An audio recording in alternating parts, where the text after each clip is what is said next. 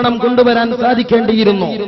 ഇനി നിങ്ങൾ നോക്ക്, നബി സല്ലല്ലാഹു അലൈഹി വസല്ലമയെ സാധാരണ അറബി പയ്യനായി ചിത്രീകരിച്ച് പച്ചയായ മനുഷ്യനായി പരിചയപ്പെടുത്തി ഒന്നുകൂടി താഴേക്കടയിലേക്കൊരു റോട്ടിലുള്ള മയമാക്കയായി പരിചയപ്പെടുത്തിയ വഹാബികൾ നബി സല്ലല്ലാഹു അലൈഹി വസല്ലമയെ സംബന്ധിച്ച് ഈ രാജ്യത്ത് ജനിക്കുന്ന കൊച്ചുകുട്ടിയുടെ മനസ്സലങ്ങളിലേക്ക് ചെറുപ്പത്തിലെ ചൊല്ലി പഠിപ്പിച്ചു കൊടുക്കുന്ന ഒരു പ്രവാചക പ്രകീർത്തനമുണ്ട്.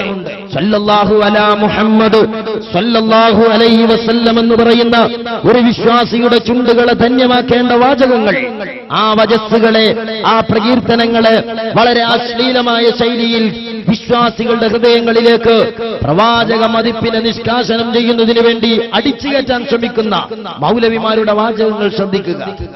സല്ലല്ലാഹു അലാ മുഹമ്മദ് സല്ലല്ലാഹു അലാ മുഹമ്മദ് സല്ലല്ലാഹു അലാ മുഹമ്മദ്. ഇനിയൊരു വേളയിൽ അശ്ഹദു അല്ലാ ഇലാഹ ഇല്ലല്ലാഹ് അശ്ഹദു അന്ന മുഹമ്മദുർ റസൂലുള്ളാഹ് എന്ന് പറയുന്നിടത്തേക്ക് നമ്മുടെ കവലകളിൽ വരുന്ന വഹാബികൾ തരം താഴ്ന്നു പോയി കൂടായികയില്ല. ഇസ്ലാമിക ആചാരങ്ങളെയും അനുഷ്ഠാനങ്ങളെയും പരിഹസിക്കുന്ന വഹാബി കിങ്കരന്മാർ പുണ്യപ്രവാചകൻ മുത്തുനബി സല്ലല്ലാഹു അലൈഹി വസല്ലം തങ്ങളെ വീണ്ടും പച്ച മനുഷ്യനാക്കി ചിത്രീകരിക്കുകയാണ്. മനുഷ്യനാകലാണ് നബിക്ക് ചെയ്യുന്ന ഏറ്റവും വലിയ യോഗ്യത. നബി മനുഷ്യനാണെന്ന് പറയൽ കാരണം എന്താ വെച്ചാൽ നബി നമ്മളെ പോലെയുള്ള ഒരു മനുഷ്യനായിരുന്നു. എന്നിട്ടും നബി ഒരിക്കലും ഒരു തെറ്റും ചെയ്യാത്ത, ഒരു പാപവും ചെയ്യാത്ത മഹാനായി ജീവിച്ച് മാതൃകയായവനാണ്. ഹബീബായ മുഹമ്മദുർ റസൂലുള്ളാഹി സ്വല്ലല്ലാഹു അലൈഹി വസല്ലം തങ്ങളോ നമ്മളെപ്പോലെ ഒരു മനുഷ്യനല്ല. ആ പുണ്യപ്രവാചകൻ സ്വല്ലല്ലാഹു അലൈഹി വസല്ലം തങ്ങളോ പരിശുദ്ധമായ ഹദീസ് ഗ്രന്ഥമായ ബുഖാരിയിൽ കാണാം, ലസ്തു കഅഹദിൻ മിൻകും ലസ്തു കഹൈഅതികും, ഞാൻ നിങ്ങളെപ്പോലെയല്ല, ഞാൻ നിങ്ങളിൽ ഒരാളെ പോലെയുമല്ല എന്ന് ഹബീബായ പ്രവാചകൻ സ്വല്ലല്ലാഹു അലൈഹി വസല്ലം തങ്ങളെ പഠിപ്പിച്ചെങ്കിലോ പ്രിയപ്പെട്ട സുഹൃത്തുക്കളെ, കേരളക്കരയിലുള്ള മുജാഹിദ് പ്രസ്ഥാനം ലോകത്തിന്റെ സത്തായ, സത്യത്തിന്റെ വിത്തായ, സമാധാനത്തിന്റെ മുത്തായ മഹാനായ മുത്തു മുഹമ്മദ് മുസ്തഫ സ്വല്ലല്ലാഹു അലൈഹി വസല്ലം തങ്ങളെ സാധാരണക്കാരനാണ്, നമ്മെപ്പോലെ ഒരു മനുഷ്യനാണെന്ന് പഠിപ്പിച്ചുകൊണ്ടിരിക്കുകയാണ്, പറഞ്ഞുകൊണ്ടിരിക്കുകയാണ്. ആകാശഭൂമികൾക്കിടയിലുള്ള സകല ചരാചരങ്ങളുടെയും സമാദരണീയരായ സ്നേഹസ്രോതസ്സാണ് റസൂലുള്ളാഹി. നേതൃമഹിമയുടെ അംഗീകാരമുദ്രയായി ലോകജനത അവിടത്തെ സയ്യിദുന എന്ന് അഭിസംബോധന ചെയ്യുന്നതുപോലും ഈ വിറളി പിടിപ്പുകാർക്ക് കടുത്ത ദഹനക്കേടാണ്. എന്ന് പറയാറുണ്ട്.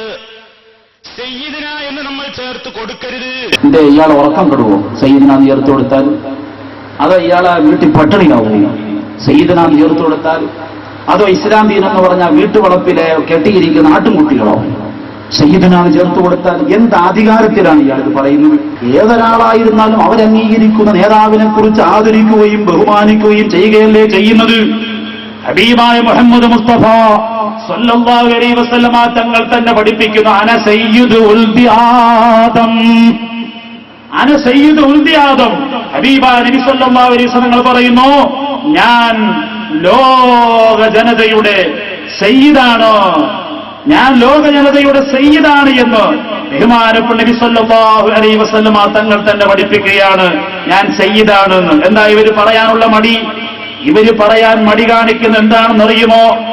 സയ്യിദിന എന്ന പദത്തിന്റെ അർത്ഥം ബഹുമാനപ്പെട്ട ഇമ്മത്തുകൾ രേഖപ്പെടുത്തുന്നു. എന്താണ് സയ്യിദിന എന്ന് പറഞ്ഞ പദത്തിന്റെ അർത്ഥം എന്നറിയുമോ?